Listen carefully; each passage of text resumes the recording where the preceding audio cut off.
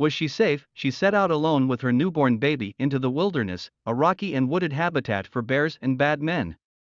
She can't remember why she went alone with her 2-week-old son asleep in his carrier on her chest. Maybe because wilderness solitude was customary for her. Maybe because her mate was on a job, working. Maybe they were in a cold standoff. She didn't miss him that day, nor any day. The germs of growth and likewise decay will always bud and root, seeking the sun's light and the earth's darkness in unison. It was a hot August day, clear and cloudless. The rocks radiated heat. Horseflies swarmed in the stillness at the tree-line. The sun illuminated her auburn hair. Except for the blue baby carrier strapped to her chest, she blended well with the landscape in her worn khaki shorts and top. Her hand rested on the baby's silhouette just as it had on her swollen belly 2 weeks previous.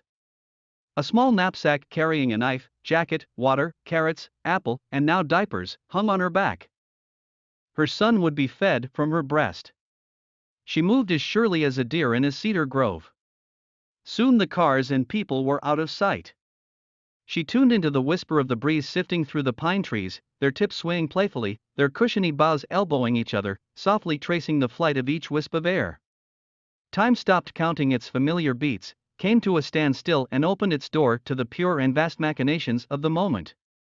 Ah, this is why I'm here. Her mind quietened. Its mundane to-do lists, jarring memories, concerns about her marriage and the future dissolved. It found a different frequency. One world dissolves, another emerges. So easy and yet fragile and fleeting. The moment passed and an unease crept in. She took a measured step. The forest hadn't looked so dark before. She looked down at her infant's hand, curling and uncurling, with its perfectly shaped paper-thin fingernails. He might be waking up. The heaviness in her breasts calmed her. She'd have milk for him. She scanned the tree-line for a shady place to sit and feed him. But he went back to sleep. She'd felt unease before, triggered by the smell of a deer or a bear nearby, she reckoned. She's hardcore, they'd say. She was bold. She'd long ago ceased inviting keeners to join her on her treks into the forest, or her paddles into lakes, portage after portage. She'd doggedly fight the fierce westerly wind where others would turn around. She'd skillfully bushwhack through the woods or traverse a creek on a fallen log. Hiking until the sun went down. Acquaintances wouldn't seek out a second adventure with her, she's an Amazon. But she was hooked on crossing the threshold. On being one with the presence on the other side. It was a timeless and healing pursuit. In the small marsh, a heron raised its head. Its twig-like legs bent at the joint, wings spread, beak pointed into the wind, as it lightly leapt into flight, whooshing in a circle above her over the shoreline and then veering into the dark forest through an imperceptible gap between 2 tall pines. It knew its way. The threshold charmed her again. She sighed aloud. And then shuddered. Wary of bears, wolves and human intruders, wind changes and weather, a menacing sense surrounded her like a shroud. Her skin went clammy. Her eyes darted to the trees lining the dark forest, to the rough craggy rocks beneath her, to the lake pitching and roiling. It was no longer a carefree sunlit summer afternoon. Heavy gray clouds formed to the west over the horizon blocking the sun, swapping its warmth for a chill. The wind was up, careening the white pines that lurched like jester hats. She was alone with her tiny sleeping baby strapped to her body. Danger seemed to creep along the rocks, claw at her ankles, engulf her. We are alone. It had been a long and difficult labor and her doctor had said a lesser person would not have been able to endure it. She'd spiked a fever, and after only a brief moment of seeing him swaddled and squirming, her baby was whisked away. Where are you taking him? In the middle of the night, after the confusion of birth and the blind trust in the system dissipated, a primal urge carried her up to the 5th floor to find him. She shuffled along the corridor seeking the room number. Finding it, she walked through the open double doors, into the high-ceilinged steel-clad room, dimly illuminated by a low light source. A small form lay peacefully in the middle of the large incubator, like an island in a flat lake. It was him. Hello, my sweet child. His head lifted at the sound of her voice and slowly, jerkily, using his newborn neck muscles and bracing his tiny forearms, he turned his heavy head towards her before landing on the other cheek, just as she arrived at his side. You know my voice, a nurse emerged, closing her book. Don't wake him up. Paying her no attention, she found the sleeve into which she. Cô ấy có an toàn không? Cô lên đường một mình cùng đứa con mới sinh của mình vào vùng hoang dã, một nơi sinh sống nhiều đá và nhiều cây cối dành cho gấu và những kẻ xấu. Cô ấy không thể nhớ tại sao cô ấy lại đi một mình với đứa con trai 2 tuần tuổi đang ngủ trên nôi của nó. Có lẽ bởi vì cô đơn nơi hoang dã là phong tục đối với cô. Có lẽ vì người bạn đời của cô ấy đang đi công tác, đang làm việc, có lẽ họ đang ở trong tình trạng khó khăn. Cô không nhớ anh ngày hôm đó, cũng không ngày nào. Các mầm của sự phát triển và tương tự như vậy sẽ luôn nảy chồi và đâm rễ, đồng thời tìm kiếm ánh sáng của mặt trời và bóng tối của trái đất. Đó là một ngày tháng 8 nóng nực, trời quang mây tạnh. Những tảng đá tỏa nhiệt, đàn ruồi đậu trong sự tĩnh lặng ở ngọn cây. Mặt trời chiếu sáng mái tóc nâu vàng của cô, ngoại trừ chiếc điệu em bé màu xanh được buộc trước ngực, cô ấy rất hòa hợp với phong cảnh trong chiếc quần đùi và áo khoác kaki đã sờn của mình. Bàn tay của cô ấy đặt lên hình bóng của đứa bé giống như nó đã có trên chiếc bụng xương phồng của cô ấy 2 tuần trước đó. Một chiếc ba lô nhỏ đựng dao, áo khoác, nước, cà rốt, táo và bây giờ là tã treo trên lưng cô. Con trai cô sẽ được bú sữa mẹ. Cô ấy di chuyển chắc chắn như một con nai trong khu rừng tuyết tùng.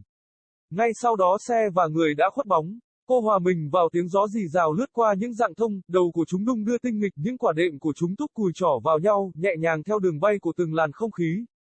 Thời gian ngừng đếm nhịp quen thuộc của nó, đứng yên và mở ra cánh cửa cho những cỗ máy tinh khiết và rộng lớn của thời điểm này.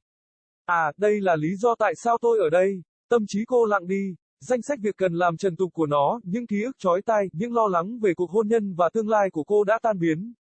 Nó tìm thấy một tần số khác nhau, một thế giới tan biến, khác nổi lên, thật dễ dàng nhưng mong manh và phù du. Khoảnh khắc trôi qua và một cảm giác khó chịu len lỏi vào trong.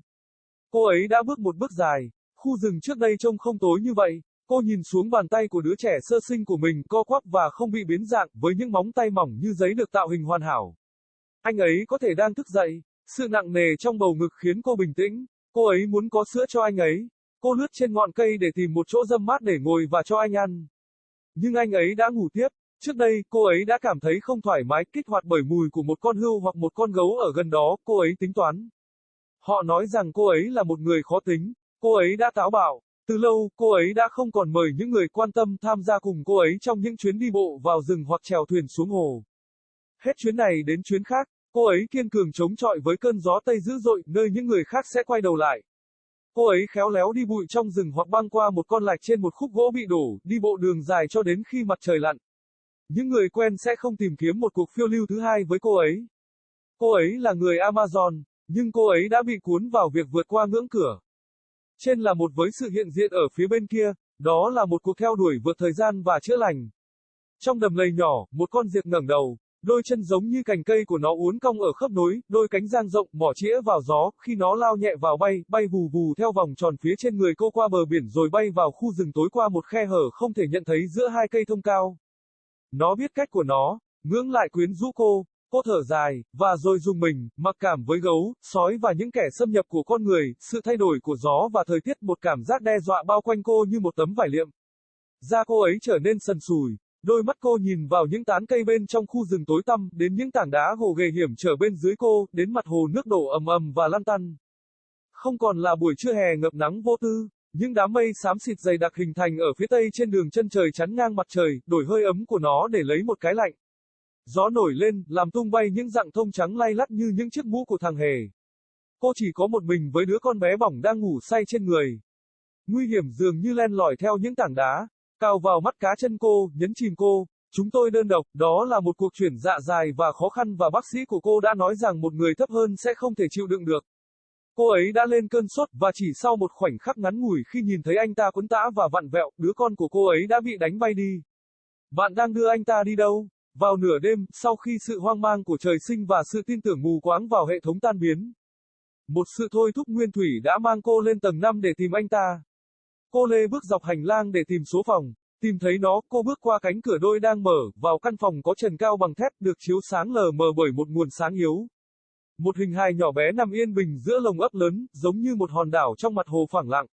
Đó là anh ta, xin chào đứa con ngọt ngào của tôi. Anh ngẩng đầu lên khi nghe thấy giọng nói của cô và từ từ, giật nảy mình, sử dụng cơ cổ sơ sinh và gồng cánh tay nhỏ xíu của mình, anh quay đầu nặng nề về phía cô trước khi đáp xuống má bên kia, ngay khi cô đến bên anh. Bạn biết giọng nói của tôi. Một y tá nổi lên, đóng cuốn sách của cô ấy. Đừng đánh thức anh ấy dậy. Không để ý đến cô ấy tìm thấy ống tay áo mà cô ấy đờ.